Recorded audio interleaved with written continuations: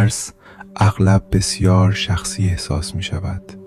انگار بخشی از هویت واقعی توست. انگار چیزی است که تو هستی. اما اگر با آموزه های نویل گادرد گوش دهی، چیزی متفاوت می بینی. ترس هویت نیست. ترس یک حالت است، یک وضعیت موقت در آگاهی.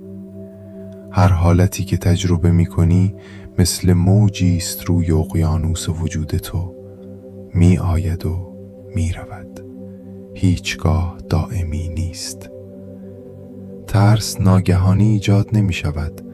وقتی آگاهیت به فرض یا باوری چسبیده، ترس با وجود می آید.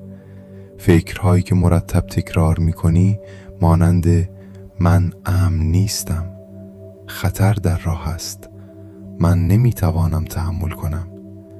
اینها حقیقت نیستند، بلکه فرضهایی هستند که ذهن می سازد. و بدن به حقیقتها پاسخ نمی دهد، بلکه به آنچه آگاهی باور دارد. به همین دلیل است که ترس اینقدر واقعی به نظر می رسد. بدن ساده نیست، وفادار است. کاملا آنچه را تو باور داری بازتاب می دهد. بسیاری با ترس می جنگند، می خواهند آن را سرکوب کنند، تحلیل کنند یا دورش کنند. می گویند باید از این ترس خلاص شوم. اما مبارزه با ترس آن را قوی تر می کند. چیزی که با آن مبارزه می کنی بزرگتر می شود. چیزی که توجه می دهی رشد می کند. نویل گادرد به ما می آموزد تغییر با مبارزه کردن نیست، بلکه با ترک حالتی که ترس در آن زندگی می کند. نیازی نیست بپرسی چرا این را حس می کنم. این پرسش فقط داستان را تقویت می کند. به جای آن بپرس اکنون در چه حالتی از آگاهی هستم؟ اگر این ترس دیگر نبود چه کسی بودم؟ این آغاز جابجایی است، نه با زور، بلکه با انتخاب آگاهانه یک حالت دیگر. به یاد بیاور زمانی که احساس امنیت، آرامش و اعتماد داشتی. آن حالت را دوباره تجربه کن. آن احساس را مثل اکنون زنده کن. در آن آرامش نفس بکش.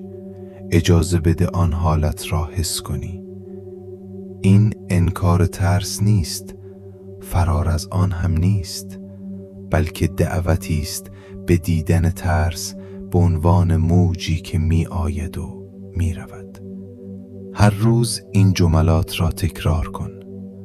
من انتخاب می کنم کسی باشم که از این ترس آزاد است. من در اعتماد، امنیت و آرامش زندگی می کنم. تو فقط افکار را تغییر نمی دهی، هویت خود را تغییر می دهی. کسی که در این لحظه هستی. وقتی این تغییر درونی را انجام می دهی، بدن نیز دنبال می کند. همیشه چنین بوده است. بدن نمی تواند چیز دیگری به جز حالت درونی تو را نشان دهد. اگر حالت ترس را ترک کنی، الگوهای جسمی و احساسی آن نیز ترک می شوند. این مسیر نیازمند صبر و تمرین ملایم است. نیازی به مبارزه نیست، نیازی به فشار آوردن نیست. فقط خودت را دعوت کن که متفاوت باشی، از دیروز متفاوت. اعتماد کن که تغییر ممکن است بدون مبارزه. ترس دشمن نیست، نشانه حالتی قدیمی است، عادت کهنه آگاهی.